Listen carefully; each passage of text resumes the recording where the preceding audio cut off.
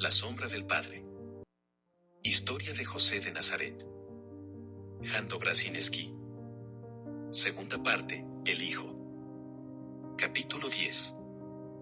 Las estrellas brillaban sobre sus cabezas desplegando hacia el suelo una cortina centelleante de plata, de hilos parpadeantes de luz. Reinaba el silencio, y solo llegaba desde el mar el fragor de las olas rompiendo contra la costa rocosa. De aquella parte soplaba un viento fresco, pero vivificante. Hacía varias horas que estaban en camino, orientándose por las estrellas y la línea de los montes que corrían paralelos al mar. El asno, descansado, caminaba con gallardía sin necesidad de ser animado. El perro correteaba alrededor de ellos, ya desaparecía en la oscuridad dejando oír únicamente sus ladridos fuertes, ya pasaba corriendo a su lado semejante a un pájaro asustado que levanta el vuelo debajo de los pies. A veces tropezaba con algún animalejo, al que perseguía gruñendo quedamente. Miriam iba montada en el asno con su hijo en brazos. Mientras descansaron en el pequeño palmeral, Jesús apenas durmió. Estuvo jugando. Había dejado de ser ese niño pequeño que dormía continuamente. Se había convertido en un chaval sensato, sereno, despierto, que disfrutaba mirándolo todo y preguntando por todo. José lo observaba mucho. Jesús recordaba a su madre incluso por el carácter. Lo habitual coexistía en él con algo inhabitual e inaccesible. Ayer mismo lo estuvo observando mientras jugaba con los hijos de Ate. En la calleja estrecha, donde los rayos del sol caían oblicuamente formando un revoltijo nebuloso de luces y sombras, se movían las siluetas de los niños jugando. La silueta del niño era visible a un lado. Era demasiado pequeño para tomar parte en el juego, y sin embargo participaba en él observando con curiosidad los movimientos veloces de los niños mayores. A veces, entre las risas infantiles José percibía su risa. Se reía como su madre, sereno, alegre, nunca maliciosamente. Cuando le llamó, le preguntó: ¿te has divertido mucho? Ellos saltaban y yo me reía, contestó con su lenguaje infantil. Ven, mamá está esperando. Tienes que lavarte y comer. Nunca se escapaba ni ponía mala cara cuando se le pedía que dejara el juego. Bastaba decir, mamá está esperando, para que lo abandonara todo inmediatamente. Contaré a mamá que Jesús ha reído, balbuceó, poniendo su manita en la de José. Ven, Cadu, mamá está esperando, ven, llamó al perro. Tienes que lavarte. Al perro le llamó Cadu. El perro, que se había encariñado tanto con ellos, se había encariñado mucho más con el niño. No gruñía ni ladraba nunca, cuando los deditos de Jesús en una caricia cálida le tiraba de los pelos. Seguía echado dócilmente y solo movía los ojos para mirarle. Con el chico hacía gala de una paciencia inagotable. Cuando el niño despertaba, le buscaba enseguida con la mano, Cadu. Cansado de jugar, ahora dormía, Miriam permanecía rígida y vigilante sobre el asno. La miró a la cara de refilón y le pareció notar un movimiento imperceptible de los labios. Recitaba probablemente sus veracot. ¿Estás rezando?, preguntó. Estoy rezando. Le doy las gracias al Altísimo. Quedan muchos peligros por delante. Él los conoce. No quiero pensar en lo que hay delante. Le doy gracias por lo recibido ya. Por él, con un movimiento de la cabeza señaló la cabecita del niño apoyada sobre su pecho, por las estrellas que nos iluminan el camino, por el asno que camina con tanta gallardía. Yo, sin embargo, he de pensar en lo que hay delante, reflexionaba José. No había amargura en este pensamiento. Le causaba alegría que la muchacha amada tuviera tanta confianza y no fuera temerosa. Ella vivía siempre de cara al momento presente. Él, sin embargo, tenía que vivir de cara al futuro. Debía prever cada uno de sus próximos pasos. Reza también, le dijo, para que tampoco ahora nos falte su ayuda. ¿Cómo podría faltarnos? La voz de Miriam denotaba estupefacción. No, claro que no, admitió. Yo también creo que estará siempre con nosotros. Pero cada instante acarrea nuevos peligros. Habrá que decidir. Sin duda sabrás cómo actuar. Guardó silencio. Ella tiene razón, reconoció él. Puesto que Él me encomendó hacer el papel de padre, está indudablemente a mi lado. Pero yo no lo percibo. Los temores me asaltan continuamente, la sensación de impotencia. Nunca sé con certeza si el camino escogido es el que debía haber tomado. Sintió sobre su brazo la caricia de la mano de Miriam. «¿Te preocupas tanto por nosotros?», le dijo con una voz llena de amor. «Por ti también tengo que dar gracias continuamente. Me preocupo dentro de mis capacidades. Pero, cuando llega el momento decisivo, Él coge las riendas de mis manos en las suyas». La mano de la mujer se apoyó en su brazo con más fuerza. Se comporta como padre. No solo suyo, indicó a Jesús, sino también tuyo y mío. Seguían avanzando bajo la bóveda del cielo incrustada de estrellas. Los caminos que tomaban estaban desiertos. Pasaban por aldeas dormidas. En medio de los montes ladraban los chacales, y sus ojos relucientes les acompañaban sin cesar. Ahora el perro no se alejaba. Se quedaba al lado del pollino, vigilante, con las orejas tiesas. A veces gruñía quedamente. El cansancio se apoderaba lentamente de ellos. Pero el cielo encima de los roquedos que se veían más allá de los montes empezaba a clarear. Los contornos de los montes se hicieron visibles. Las estrellas se apagaban a oriente. Las demás perdieron su fulgor vítreo.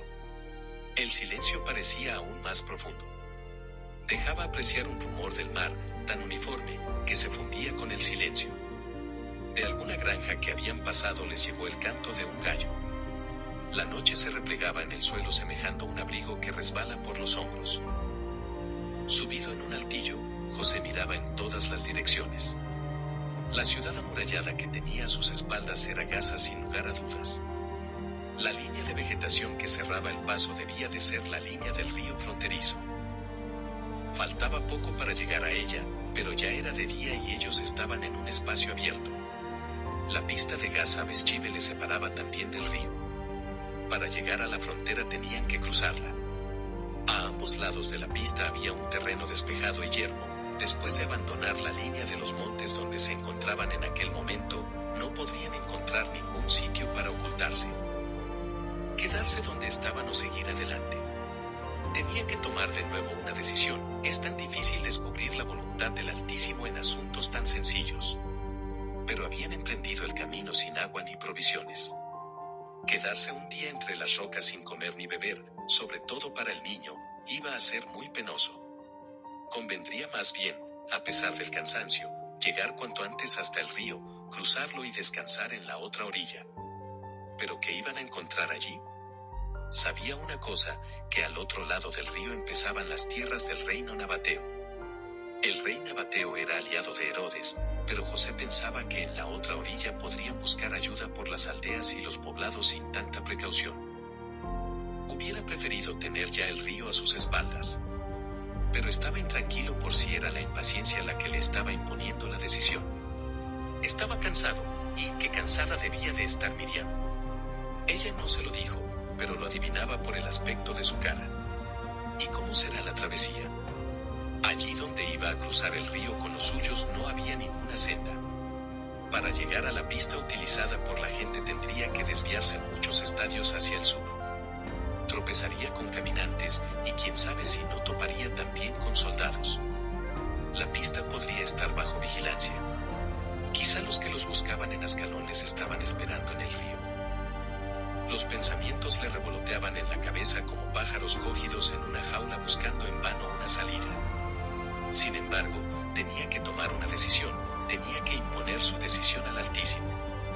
Antes de bajar hasta donde estaban esperando su esposa y el niño, volviendo la cara hacia los montes tras los que, allá lejos, estaba Jerusalén, recitó una corta oración: «Oh Señor, tú que envías la paz al corazón del hombre, haz que la decisión que vaya a tomar sea conforme a tu voluntad». Bajó del altillo.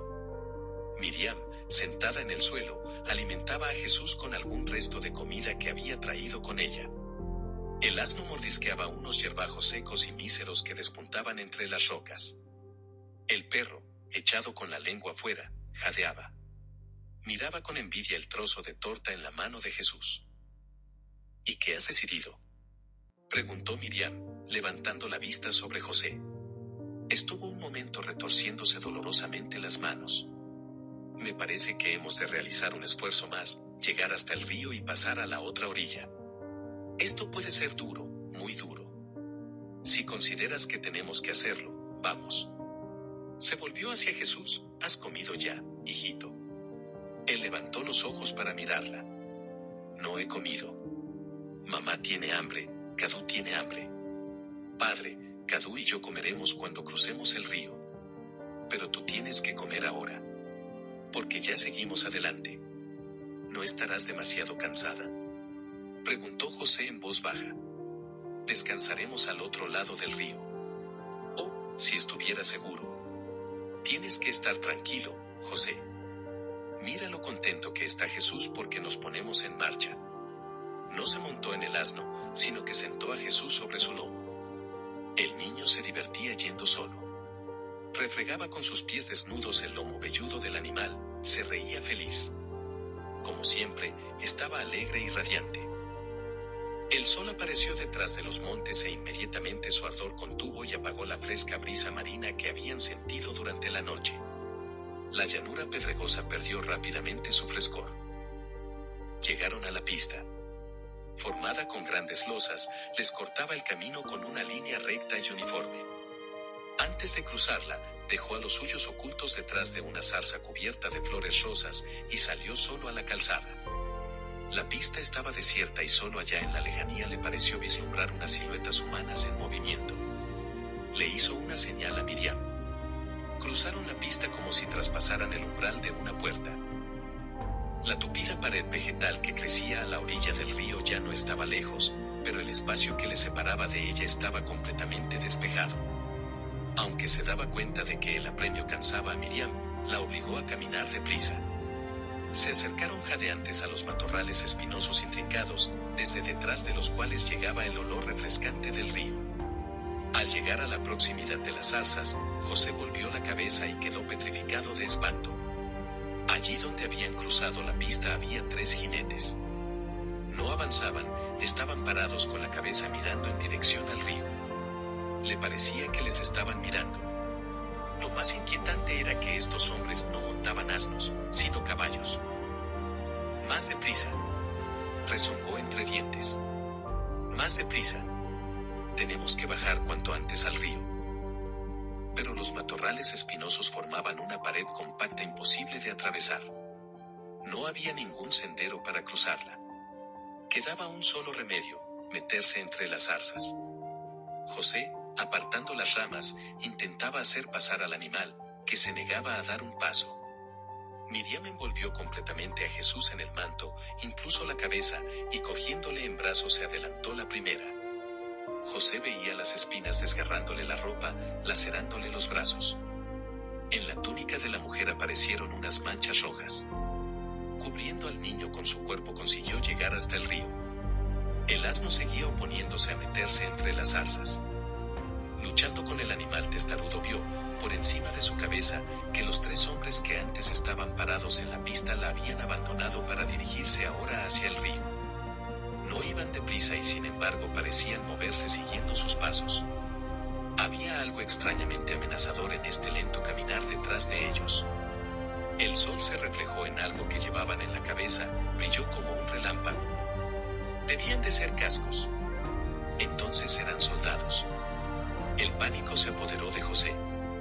Con una violencia inusitada dio un tirón al asno. El animal, sorprendido por esa brusquedad, cedió finalmente. Seguía ahora a José dejando en las espinas puñados de su pelo. José llevaba también los brazos y la espalda llenos de rasguños. Pero habían conseguido cruzar la barrera de zarzas. El río corría por un cauce profundo. El agua turbia bajaba lentamente. No obstante, José estaba seguro de que no iban a tropezar con una poza. Crucemos, dijo. Deprisa. Alguien viene detrás de nosotros desde la pista. No sé lo que significa. La sangre corría por los brazos de Miriam. Una espina la hirió en la frente, justo en la base del pelo. La gota roja oscura coagulada encima del arco ciliar semejaba a una joya colgada. José trataba de no mirar las manos y los pies ensangrentados de Miriam. Él mismo sentía dolor por los múltiples rasguños. Incluso en el pelo claro del asno hicieron su aparición unas manchas rojizas. Se adelantó el primero en el río tanteando el fondo con un palo. El agua le llegaba a la cintura. Llevaba al asno con Jesús montado encima. Miriam caminaba al lado sujetando al niño. El agua se hizo más profunda, llegaba a los pies del chiquito. Jesús se inclinaba, metía la mano en el agua y riendo salpicaba alegremente por todos los lados. La madre que caminaba a su vera no dejaba de hablarle, conversaba tranquila y alegremente como si tomara parte en su juego. Parecía no sentir el dolor que le causaban las heridas en el cuerpo al contacto con el agua. Jesús dejó de salpicar de repente. Mirando a su madre vio suspendido encima de su ojo derecho el colgante de grana. Extendió el dedito y tocó la frente de Miriam. «Mamá, duele. Mamá, duele», preguntaba. «No, no duele», le tranquilizaba a ella. Pero él, como si no creyera sus palabras, tocó delicadamente con el dedito la gota de sangre, llevándola luego a su propia frente. «Duele», dijo. La profundidad del agua disminuía a cada paso. Llegaron sin dificultad a la otra orilla. Esta era más alta y más abrupta. Dejando al asno para que se las arreglara solo para salir del agua, se fue presuroso en ayuda de Miriam. Sus ropas empapadas de agua parecían muy pesadas. Por suerte, la orilla meridional del río no tenía tanta vegetación como la del norte. En cuanto salieron del río, Miriam se sentó agotada en el suelo. Jesús saludaba al perro que había cruzado primero el río a nado, y les estaba esperando en la ribera opuesta meneando alegremente el rabo. Al llegar a la orilla, José volvió la vista atrás. Como no podía ver nada, trepó a un montículo pequeño. Allí, de pie, observaba el ribazo de enfrente. Los otros acababan de llegar a la pared de zarzas. Eran soldados. Uno se quedó en su silla, dos habían desmontado y con ayuda de sus espadas se abrían paso.